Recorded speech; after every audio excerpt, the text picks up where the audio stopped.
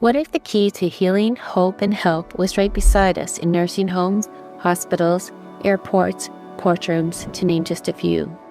At CF4AASS, we believe in the incredible benefits infused by companionship with animals, and we're here to enhance efforts to make it easier for those who need to experience this precious bond. I've always believed that animals have a profound impact on the human's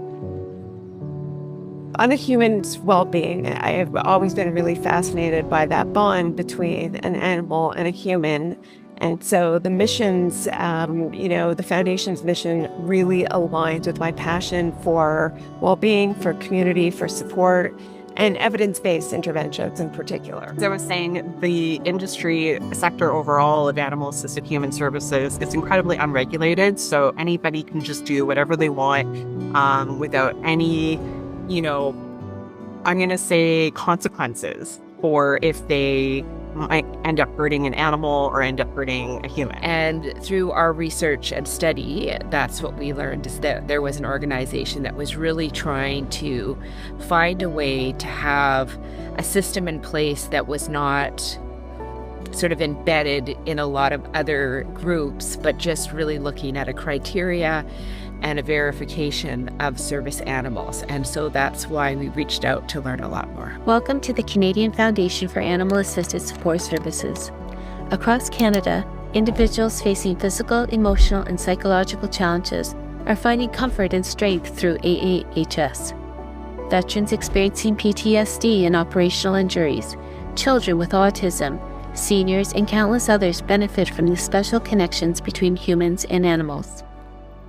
Despite the many benefits nurtured through the bond between humans and animals, animal-assisted human services is not formally recognized as part of Canada's human services industry. We live in a world where there's a lot of social isolation, a tremendous amount of mental health challenges, especially since COVID. And stress, is really on the rise in numerous populations. So although I'm a firm believer in traditional interventions, sometimes they're not as effective, I think, as we would like them to be, or they fall short really of addressing the emotional and psychological dimensions of well-being. And I think that's really where animal-assisted services provide a complementary approach to those traditional methods. There should be very clear industry standards and regulations from, anywhere from training to actually running a business in these spaces, because at this point, there isn't. And as a result, there's lots of people that are making millions of dollars and benefiting off the exploitation, I'll say, of humans and animals in the space. The more that I got to know, the more I understood that something that seemed really simple, just get a service animal, was actually really complex. And I think that when we look at systems that government need to actually oversee, we really need to find pathways that people can get the supports that they need without having the organizations that are all having different processes, which is what we have here in Canada right now. This is why CF4AASS is advocating for multi-stakeholder engagement, integration of Canada's first national standard of Canada for animal-assisted human services, and the development of relevant public policy to foster one health for people, pets, and partners.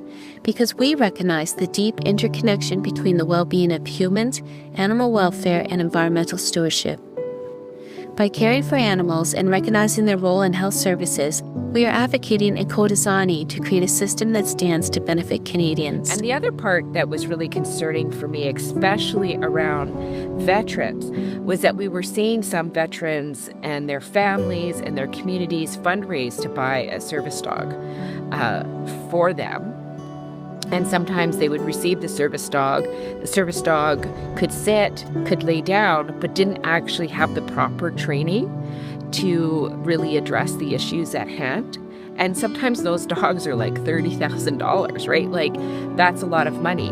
And I also met families where dogs, in particular, were placed with veterans who were not in any way prepared to care for the animal. And then it just fell apart, and the animal ended up being poorly treated in the circumstance. And what the last thing we need is a veteran to have such a loss of financial commitment. The last thing we need is a veteran who's struggling with PTSD to have another failure. So we really need something in place that says this is the criteria, this is how you get accredited, and this is how we measure if you are actually prepared to do the job that you're saying that you're going to do. And finally, I just want to say that Veterans Affairs Canada doesn't really have any clear criteria around service animals.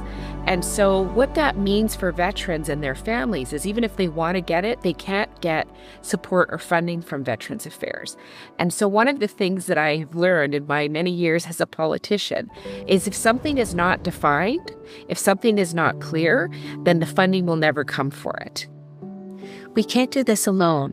CF4AASS needs passionate, talented, and committed individuals to volunteer, donate, and advocate with us to support this cause. Together, we can build a future where animals are recognized as vital partners in human health and well-being. Please be part of the solution.